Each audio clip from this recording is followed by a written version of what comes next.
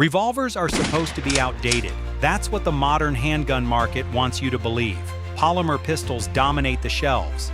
Today, we're breaking down 5 revolvers that still make sense for self-defense, not because they are perfect, and not because they replace modern semi-automatic pistols for everyone, but because they still solve real problems that many modern handguns create.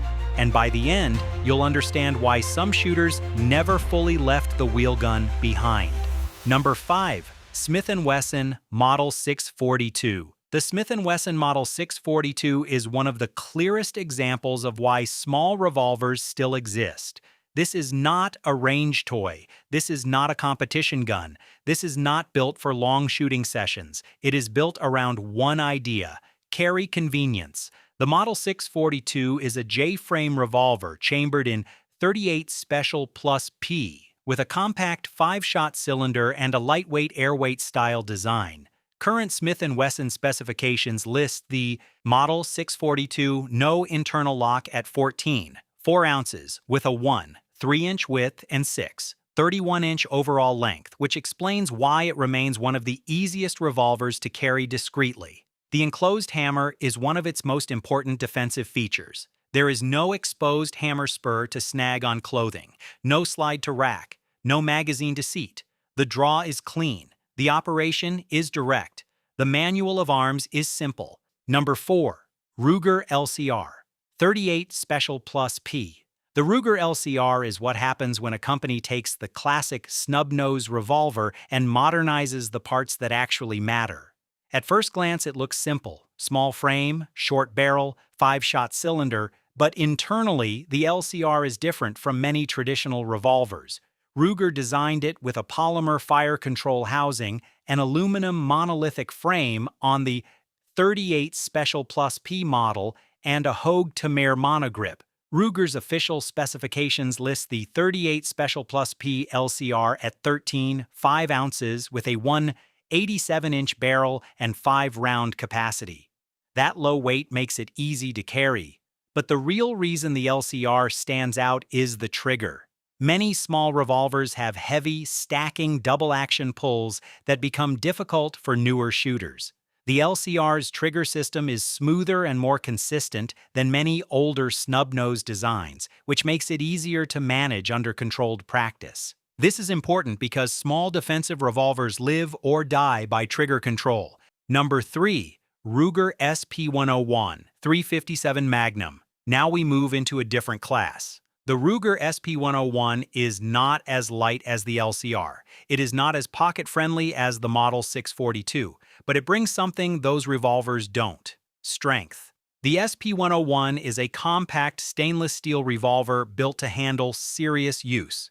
Ruger's 3-inch 357 Magnum model lists a stainless steel frame, 5-round capacity, 3-inch barrel, and 27-ounce weight. That weight changes everything. A lightweight 357 revolver can be brutal. A slightly heavier stainless revolver becomes much more controllable. And that is where the SP101 shines. It allows the shooter to use .38 Special for lower recoil practice or defensive loads, while still having the option of .357 Magnum if they can manage it. That ammunition flexibility is one of the strongest arguments for defensive revolvers. The SP101 also has a reputation for durability. It is not delicate. It is not overly refined. It is built like a compact tool that can take abuse. For home defense, carry, or outdoor crossover use, the SP101 makes sense because it offers a balance between compact size and real strength. It is heavier than the airweight revolvers, but that weight is part of the point. It gives the shooter more control. It reduces felt recoil. It makes regular practice more realistic. Number 2. Smith & Wesson Model 686 Plus. The Smith & Wesson Model 686 Plus is not a pocket gun. It is not trying to be one. This is a serious defensive revolver for shooters who want stability, durability, and control. The 686 Plus is built on Smith & Wesson's L frame and chambered in 357 Magnum, with models offered in multiple barrel lengths and 7-shot capacity. Smith & Wesson's current 686 Plus lineup includes 2. 5-inch, 3-inch, 4-inch, and 5-inch variants, giving shooters different balances between carry, home defense, and range use. This is where revolvers start to feel very different. The added weight of the 686 Plus makes recoil easier to manage, especially when firing. 38 Special or 38 Special Plus P. Even with 357 Magnum, the larger frame helps tame the cartridge far better than lightweight snub-nose revolvers. Number 1. Kimber K6s. The Kimber K6 earns the number 1 spot because it represents one of the most interesting modern takes on the defensive revolver. It does something rare. It keeps the revolver simple, but updates the parts that matter. The K6 is a compact 6-shot revolver chambered in 357 Magnum, and that 6th round is a major reason it stands out. Most revolvers in this size class carry 5 rounds. Kimber managed to build a small frame revolver with 6-shot capacity, while keeping the gun compact enough for concealed carry. That alone makes it different. But the K6 also brings strong sights, a smooth trigger, and a more refined feel than many traditional compact revolvers. This is not an old design simply being recycled. It is a modern defensive revolver built for shooters who still want the simplicity of a wheel gun, but don't want to give up every modern improvement.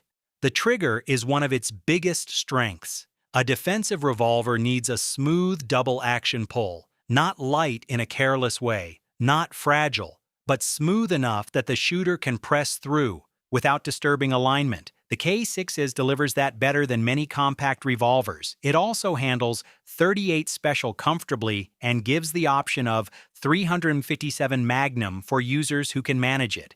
Like the SP101, this flexibility matters. The K6 is not cheap. That is the trade-off. But when you look at size, capacity, build quality, trigger feel, and defensive practicality, it is one of the strongest modern revolver choices available. That's why it sits at number 1. Why revolvers still matter. Revolvers are not better than semi-automatic pistols in every way. They are not magic. They are not immune to problems. They are not the perfect answer for every shooter, but they still matter because they solve specific problems. They are mechanically straightforward. They are not dependent on magazine feeding. They are less sensitive to grip-induced cycling issues. They can be stored for long periods without worrying about magazine spring concerns. And they can be extremely simple for certain users to understand. That simplicity is not outdated. It is valuable, especially for shooters who prioritize reliability over capacity, or who want a firearm that can be loaded, verified, and operated with fewer external controls. The mistake is not choosing a revolver. The mistake, if you want more real-world firearm breakdowns like this, make sure you subscribe to True Firearms. Because here, we don't follow hype. We focus on what actually works.